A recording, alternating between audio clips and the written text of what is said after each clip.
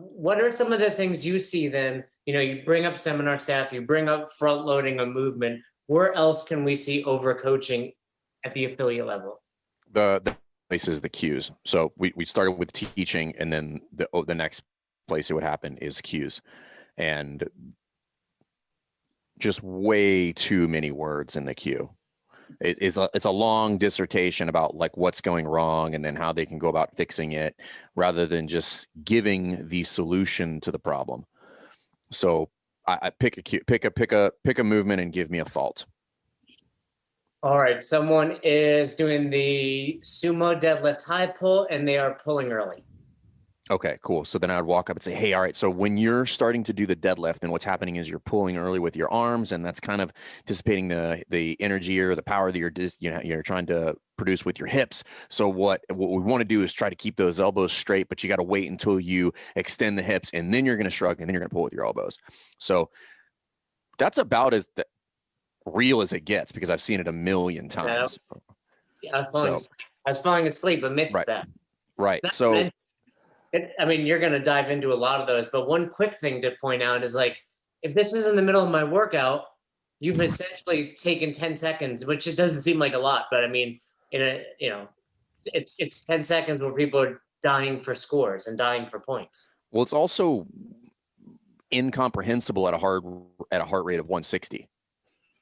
Like, I'm not going to retain anything that you just gave me in that scenario. Retaught. I think that's a good way to say it. Is like you retaught. You didn't. Right. You didn't correct. Yeah, you talked about a problem that was happening and the potential solution for that, instead of just giving the solution, which would be squeeze your butt with straight arms. Short, specific, and actionable. And I usually say short means 3 words or less. Specific means there's some body part being mentioned in there, and actionable is what to do with that body part, which you just said, squeeze your butt, right? It's like, hey, there's a fire going at the house, right? Hey, well, clearly someone left something on and now there's a fire going and it seems to be growing, and it's like, get some fucking water, right? Like, it's the same principle here. Like, make it short, specific, and actionable. And a good cue should remind you of that whole thing you just said, but that happened during the teaching. Oh yeah, Fern did mention that I need to extend my hips all the way before setting off to that shrug and then ultimately pulling with the arms. Well, in understanding, it happens to everybody. So you deep dive in a topic. It honestly doesn't even matter what it is.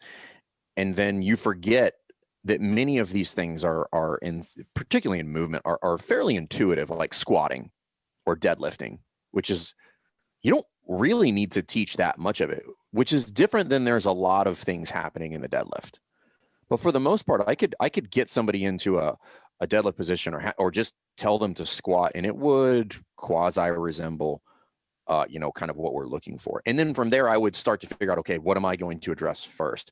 So if you want to drill to practice teaching simply, I'll do this in the breakouts at the level 2, and I'll kind of wrap it up with this drill just to show people that they are more than capable of teaching in very simple terms and getting what they want out of it, which is, I'll put them on a 30-second clock, and I'll say, you have 30 seconds to teach what you need to and get them moving into their first rep inside of 30 seconds.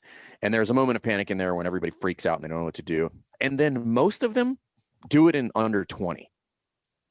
Because what's happened is, if I put you on a time crunch, you're just like, okay, cool. This essentially comes down to, where do I put my hands? Where do my feet? And then what's the first action to make this thing happen? Because we forget that most people have a general concept of how to squat, how to pick something up off the floor, or how to put their hands over their head. It's not like it's foreign to them. We overcomplicate it by over teaching it, rather than just getting them into something that resembles the movement and then tweaking the small parts that would need to be fixed.